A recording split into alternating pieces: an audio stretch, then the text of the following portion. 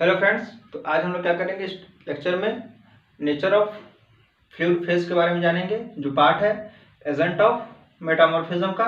इससे पहले हम लोग टेम्परेचर, प्रेशर, स्ट्रेस के बारे में पढ़ चुके हैं और एक एक करके सारे टाइप भी उसके क्या किए हैं जान चुके हैं।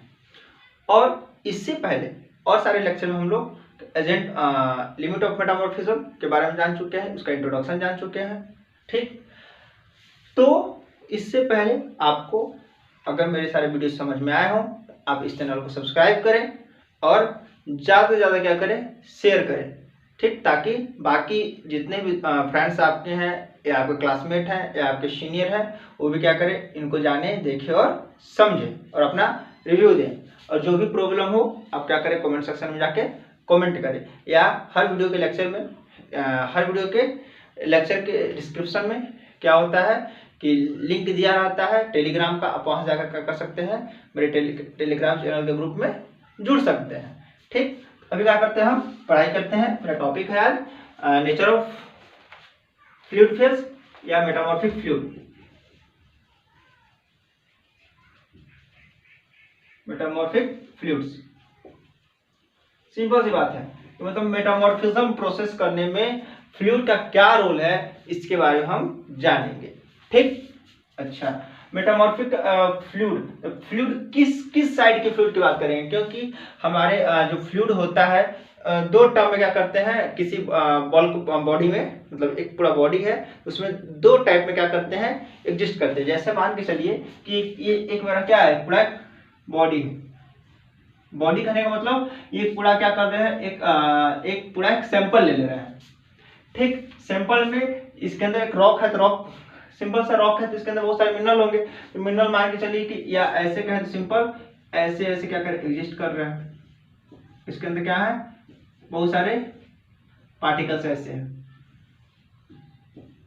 अच्छा, अब यहाँ पार्टिकल है तो इसमें दो कंडीशन होगा। एक तो खुद पार्टिकल के अंदर बहुत सारे पोर्स होंगे या बहुत सारे वो होंगे, ऐसे टर्म होंगे जिसके कारण क्या होंगे कि इसके अंदर जो भी है वाटर क्या करेगा, ऑब्जर्व किया रहेगा।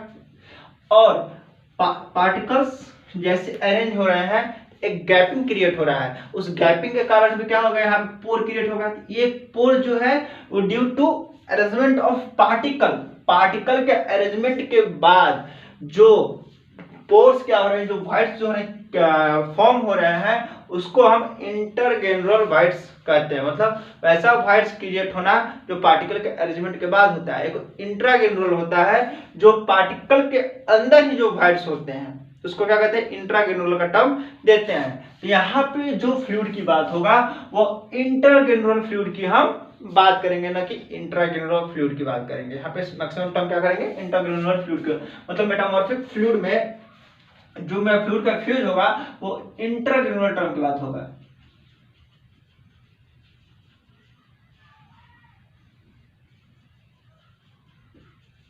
इंट्राग्रेनुलर फ्लूइड फेज की यहाँ पे बात होगा। अच्छा, अगर बात करें फ्लूइड का, फ्लूइड करने का मतलब क्या, जिसको टेंडेंसी क्या हो, फ्लो करने की हो। ठीक, मतलब उसको एक जगह, जैसे सॉलिड है, सॉलिड को एक जगह रखेंगे तो वहीं पे क्या हो जाएगा, अपने उसी फेज में, मतलब उसी स्टेट में क्या होगा रहेगा। लेकिन जैसे फ्लूइड का क्या होता है, उसकी टेंडेंसी होती है क्या करना, फ्लो करने की। मतलब उसको अगर ग्लास में रख देंगे तो ग्लास का शेप हो जाएगा, इसको हम सरफेस पर रख दें तो क्या करेगा, फ्लो करेगा। क्यों, फ्लो करने की टेंडेंसी होता है, सिंपल सी बात है। तो फ्लो करने की टेंडेंसी दो चीज के पास होती है। ठीक, दो टर्म में फ्लो करते हैं, एक गैसियस फॉर्म में और एक लिक्विड फॉर्म में। ये क्या है, फ्लूइड है। ठीक, तो एट लो प्रेशर पे बात करें तो लो प्रेशर पे जो फ्लूइड होगा या तो लिक्विड के फॉर्म में होगा या तो गैस के फॉर्म में होगा।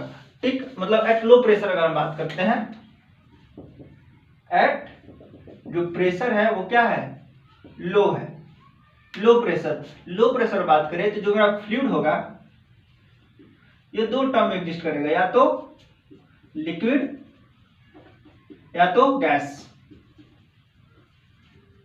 के टर्म में क्या करेगा, एग्जिस्ट करेगा। अच्छा, लेकिन जैसे ही क्या करेगा, टेम्परेचर और प्रेशर एबव द, ठीक, अब हमें फ्लूइड के लिए क्या करते हैं, एग्जांपल लेते हैं वाटर का। तो जैसे ही टेम्परेचर और pressure above the critical point of the water क्या करेगा, क्रॉस करेगा।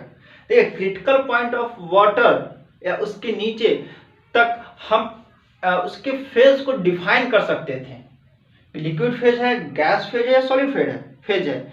लेकिन जैसे ही क्रिटिकल पॉइंट ऑफ वाटर के एबव जाएगा, उसके टेम्परेचर प्रेशर के एबव जाएगा, तो आइडेंटिफाई करना मुश्किल हो जाता है कि उसका फेज कैसा एग्जिस्ट कर रहा है। ठीक, मतलब यहां पर हम बात कर रहे हैं कि जैसे एबव किसे temperature and pressure, temperature and pressure क्या हो जाए,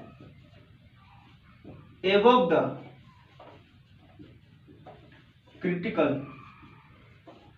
पॉइंट ऑफ वाटर के हो जाए। जैसे वाटर में क्या है, फ्लूइड फेज है, तो वाटर सिंपल वाटर में H2O, H2O जो होता है उसका अलग अलग टेम्परेचर और प्रेशर पे क्या होता है, उसका जो फेज होता है अलग अलग होता है। 0 डिग्री सेल्सियस सॉलिड होता है, ठीक, और उसके बीच में हो तो लिक्विड फेज में होता है, और एबव द 100 डिग्री सेल्सियस जाता है तो बॉयल होकर क्या होता है, गैसियस फेज में होने लगता है। अच्छा, मतलब ये टर्म है बताने का।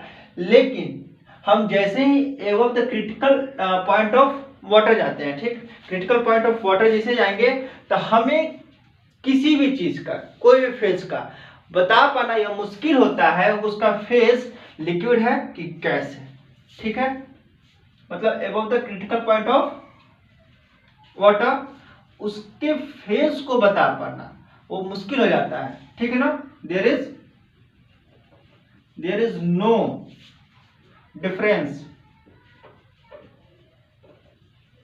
बिटवीन लिक्विड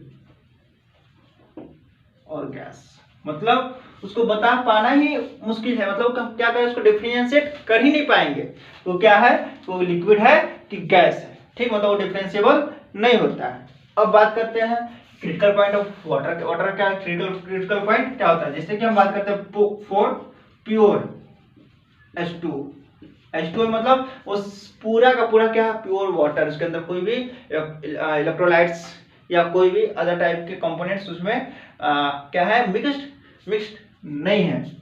तो प्योर H2O का जो क्रिटिकल पॉइंट होता है, उसका जो टेम्परेचर होगा, ठीक, उसका जो टेम्परेचर होता है वो 374 डिग्री सेल्सियस होता है। सॉरी, हाँ ठीक 374 डिग्री सेल्सियस होता है। और प्रेशर जो होता है वह 21.8 मेगा पास्कल होता है। ठीक, मतलब 374 डिग्री सेल्सियस। और एक ग्राफ जो होगा, जैसे टेम्परेचर और प्रेशर का जो हम ग्राफ बनाएंगे, तो जो ग्राफ में 374 डिग्री सेल्सियस और 21.8 मेगा पास्कल के ऊपर जैसे ही हम जाते हैं, वहां पे हमें क्या होता है, क्रिटिकल पॉइंट एक मिलता है। वहां उस इस पॉइंट पे जो क्रॉस करने का जो पॉइंट मिलेगा उसको हम क्या कहते हैं, क्रिटिकल पॉइंट ऑफ वाटर जानते हैं। उसके ऊपर जैसे ही जाएंगे हम डिफाइन नहीं कर पाते हैं। जब हम क्या करेंगे, फेज रूप पढ़ेंगे मेटामॉर्फिज्म में, तो वाटर का क्या करते हैं, फेज कंपोनेंट देखते हैं तो हमको बहुत सारे उसके टर्म देखने को मिलता है। ठीक, एक यहाँ पे उसका क्या करेगा, एक ऐसे डायग्राम जो बनता है, एक यहाँ पे एग्जिस्ट करता है। इसके बाद इसको क्रिटिकल पॉइंट, इसको सुपर क्रिटिकल क्या के टर्म हम क्या करते हैं, डिफाइन करते हैं, जो आगे हम क्या करेंगे जानेंगे।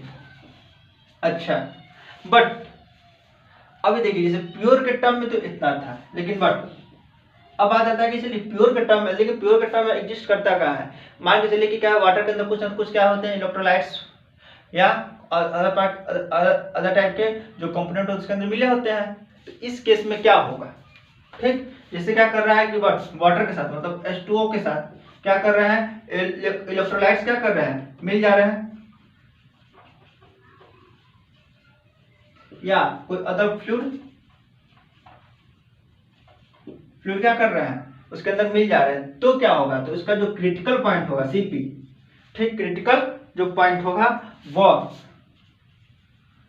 टेम्परेचर जो होगा उसका ग्रेटर देन 374 डिग्री सेल्सियस, और प्रेशर वो भी greater than 2.1 mega pascal. 21.8 mega pascal हो जाएगा। अच्छा, इसका मतलब यहाँ पे सिंपल से एक चीज क्लियर हो रहा है कि जो फ्लूइड का क्रिटिकल पॉइंट, मतलब किसी भी फ्लूइड का जो क्रिटिकल पॉइंट है वह उसके अंदर एग्जिस्ट कंपोनेंट के ऊपर डिपेंड कर रहा है। ठीक, मतलब क्रिटिकल पॉइंट जो होता है वह किस टाइप ऑफ फ्लूइड के डायरेक्टली प्रोपोर्शनल है। डायरेक्टली प्रोपोर्शनल या सिंपल से कहें तो वो टाइप ऑफ फ्लूइड पर डिपेंड कर रहा है, किस टाइप का फ्लूइड उसके अंदर एग्जिस्ट कर रहा है, उसके अनुसार से क्या होगा कि टेम्परेचर और प्रेशर क्या करेगा, उसका उसके क्रिटिकल पॉइंट को डिफाइन करेगा। ठीक, अब हम क्या करते हैं, आगे टर्म लेते हैं, जैसे हम अभी बात किए थे सुपर क्रिटिकल। ठीक, super critical fluid. Super critical fluid क्या होता है, अभी हम क्या करते हैं, बात करते हैं। ठीक,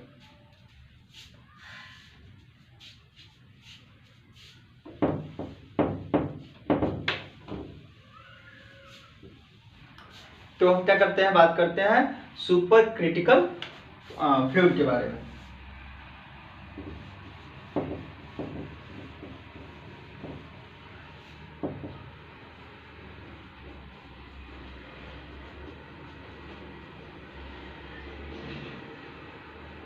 सुपर क्रिटिकल फ्लूइड, इसको हम SCF के नाम से भी जानते हैं, SCF super critical fluid. Critical fluid के एबव जितने भी टर्म हम यूज करते हैं, क्रिटिकल फ्लूइड क्रिटिकल पॉइंट के ऊपर जितने भी टेम्परेचर प्रेशर वाली की बात आती है उसको हम सुपर क्रिटिकल फ्लूइड के अंदर रखते हैं। जैसे सिंपल सी बात है कि मटेरियल क्या करेगा, जो कोई भी मटेरियल है या तो लिक्विड में एग्जिस्ट करेगा या तो फ्लूइड में।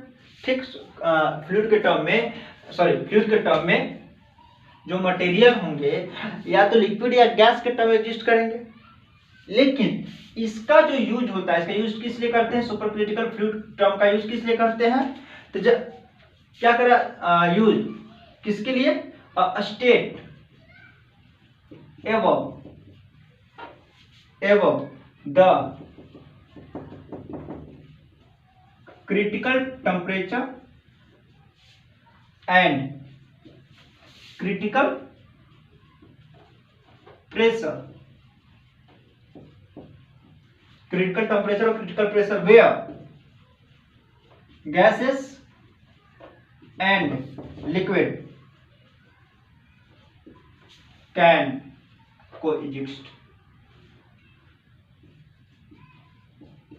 सिंपल सी बात है, जैसे कोई मटेरियल है, ठीक है, कोई भी फ्लूइड मटेरियल है तो या तो वो लिक्विड फॉर्म में एग्जिस्ट करेगा तो गैस फॉर्म में। लेकिन अब यहाँ बात आती है कि जब हम डिफरेंशिएट ही नहीं कर पाए तो उस टाइम के लिए हम क्या करते हैं, सुपर क्रिटिकल फ्लूइड का बात हम करते हैं। सुपर क्रिटिकल फ्लूइड में क्या होता है कि वो ऐसा स्टेट होता है जो above the critical point, critical temperature और क्रिटिकल प्रेशर के एबव होता है। ठीक, जिसमें क्या होता है, जहां पर गैसेस और लिक्विड साथ में कोएग्जिस्ट करते हैं, उस टर्म को हम क्या करते हैं, उसके लिए क्या करते हैं, उस टाइप के फ्लूइड को हम क्या करते हैं, सुपर क्रिटिकल फ्लूइड का नाम देते हैं। अच्छा, अब यहाँ सिंपल सी बात है कि फ्लूइड में भी बहुत सारे टर्म होते हैं।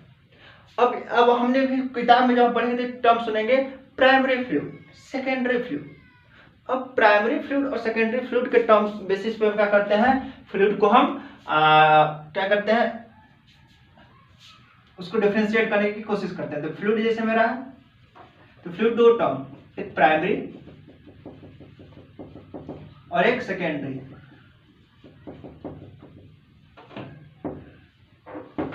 एक मेरा सेकेंडरी। अच्छा, प्राइमरी फ्लूइड कहने का मतलब कि जो मेटामॉर्फिज्म के साथ एग्जिस्ट कर रहा है, मतलब during metamorphic event,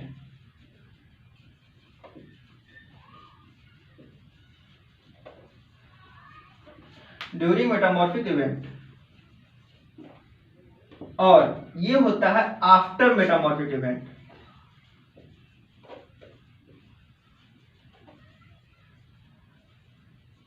after metamorphic event.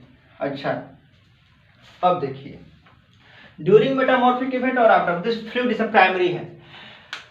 तो जैसे एक सिंपल सा रॉक है, ठीक, कंट्री रॉक है, वो कंट्री रॉक का मेटामॉर्फिज्म जो हो रहा है वो ड्यू टू फ्लूइड के कारण हो रहा है। मतलब मेटामॉर्फिक इवेंट जो है उसमें जो है फ्लूइड जो है वो डायरेक्ट क्या कर रहा है, उसी समय अपना रोल अदा कर रहा है। मतलब जो मेटामॉर्फिज्म प्रोसेस हो रहा है ड्यू टू दिस फ्लूइड हो रहा है, जिसको हम प्राइमरी फ्लूइड के नाम से जानते हैं। और यह जो प्राइमरी फ्लूइड होता है वो कंट्री रॉक से हॉस्ट रॉक बनाने का कार्य करता है, जिसमें क्या होता है, जैसे मान के चलिए कि नीचे से क्या हुआ कि हॉट मैग्मा मटेरियल आया, फ्लूइड के टर्म में आया, ठीक, आने के बाद किसी कंट्री रॉक के अंदर गया तो क्या हुआ, और वो क्या हुआ कि इसी फ्लूइड के कारण मेटामॉर्फिज्म का प्रोसेस स्टार्ट हुआ। तो ड्यूरिंग द मेटामॉर्फिक इवेंट क्या हो रहा है कि इस फ्लूइड का यूज हो रहा है, जिसको हम प्राइमरी फ्लूइड कहेंगे।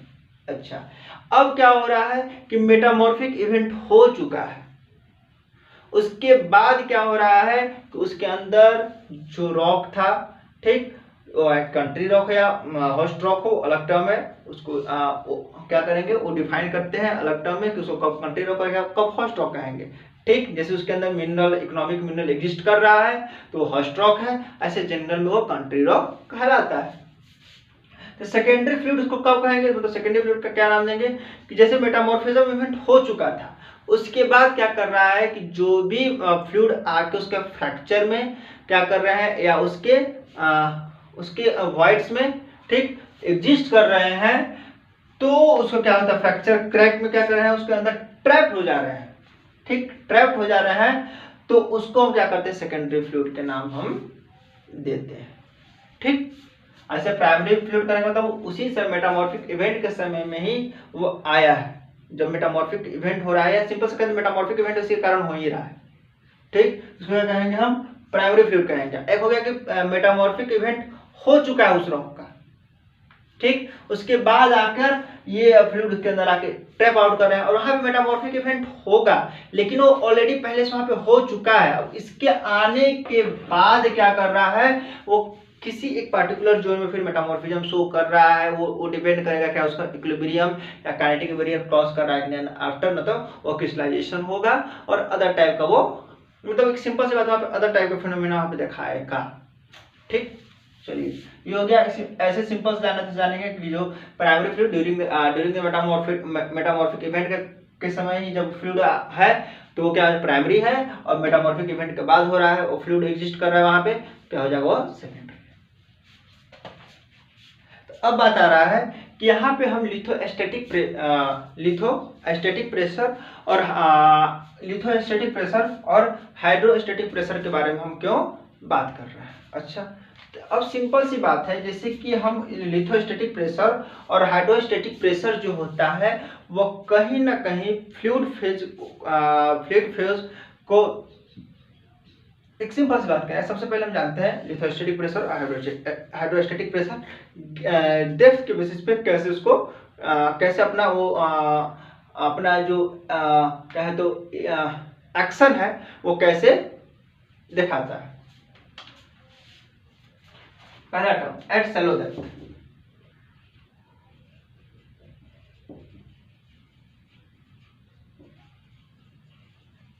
Eight shallow depth, shallow depth कहने का मतलब सरफेस टू 10 किलोमीटर, सरफेस से लेके नियर अबाउट 10 किलोमीटर की बात हो रही है। अच्छा, तो अब जैसे मान के चलिए lithostatic pressure,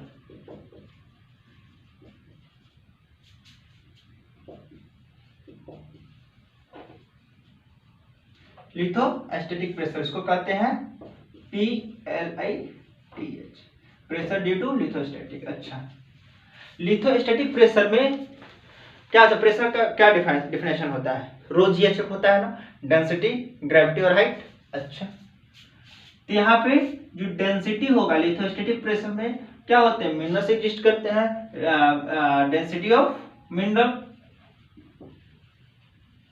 into G into H, height को एच ले लिए। अच्छा, और हाइड्रोस्टैटिक प्रेशर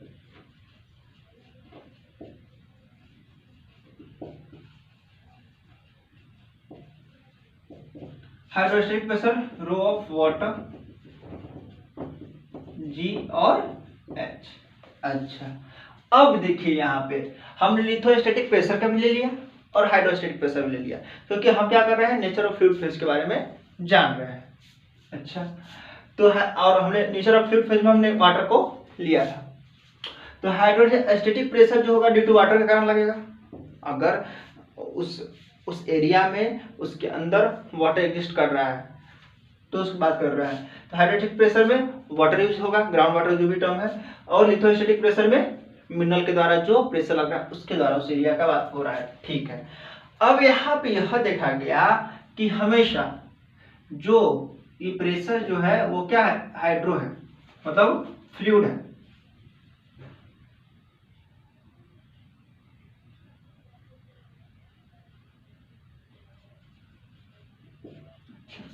यहाँ पे यह देखा गया कि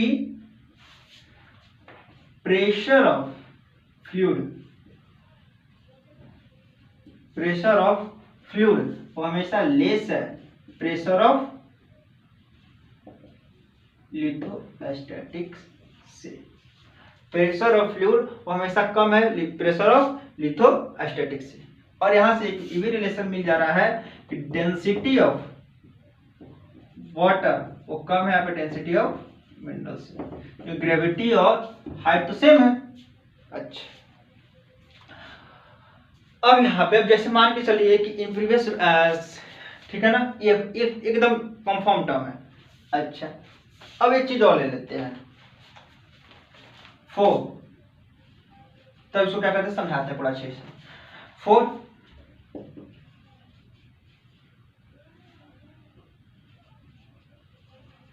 impervious sedimentary rock,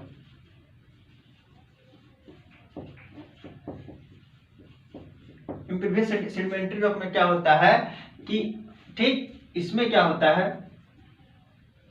impervious sedimentary rock में क्या होता है कि उसमें एक्स्ट्रा जो प्रेशर होता है फ्लूइड का, क्या होता है, सिंपल सा extra additional pressure exert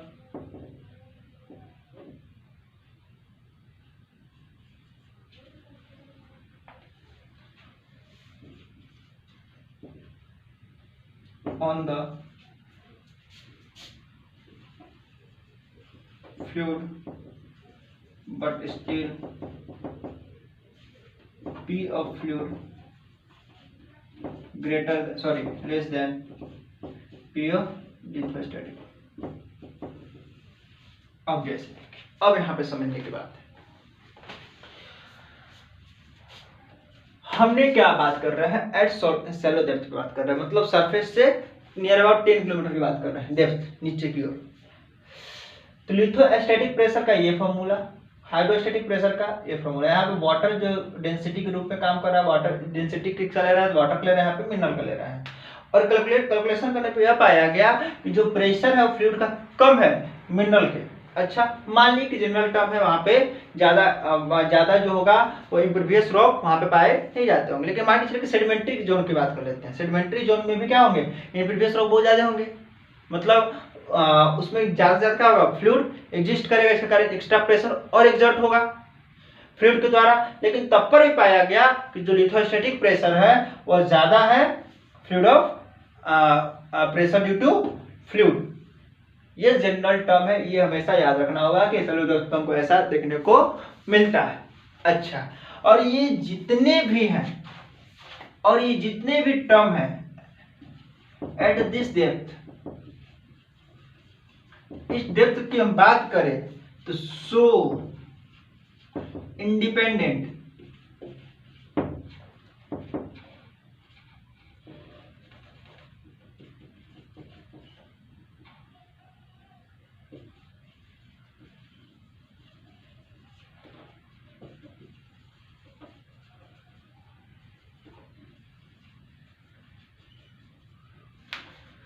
eight इस डेप्थ बात करें तो सो इंडिपेंडेंटली सपोर्टिंग नेटवर्क, मतलब जो आपस में ग्रेड एक नेटवर्क बना रहे हैं वो इंडिपेंडेंटली मतलब स्वतंत्र रूप से क्या हो रहा है, ठीक है ना, डिपेंड मतलब इंडिपेंडेंट क्या कर रहा है, वो सपोर्टिंग एक अपना नेटवर्क बना रहा है, मतलब एक दूसरे पर डिपेंड नहीं कर रहा है। अच्छा, इसका मतलब अब यहाँ पे मेन बात यहाँ पे ये है कि हमने इसको जाना क्यों। देखिए जैसे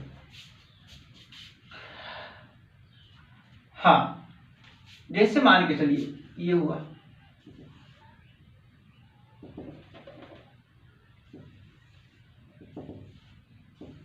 इसके अंदर फ्लूइड है,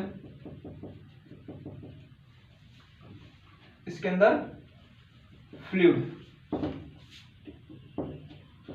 जब इसके अंदर फ्लूइड है तो ये प्रेशर इस पर एग्जर्ट कर रहा होगा, और ये दोनों जो है आपस में क्या कर रहे होंगे, प्रेशर एग्जर्ट कर रहे होंगे।